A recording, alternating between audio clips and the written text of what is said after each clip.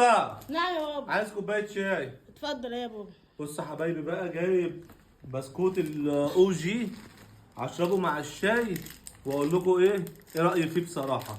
وادي كراتين الشاي الناندي اهو. انتوا عارفين المشكله اللي انا فيها بسبب الشاي الناندي، وكرهت الشاي الناندي. بس احنا هندوقه بقى ايه الشاي بالبسكوت ونقوله بسم الله الرحمن الرحيم.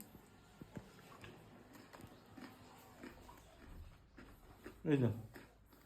بسكوت طعمه وحش قوي. بسم الله. بسكوت يا حبايبي طعمه جميل. معقولة الشاي ده طعمه وحش قوي كده الدرجة دي؟ لا. ايه؟ كوباية شاي تقلب المزاج. ايه ده؟ عشان ما يتشربش.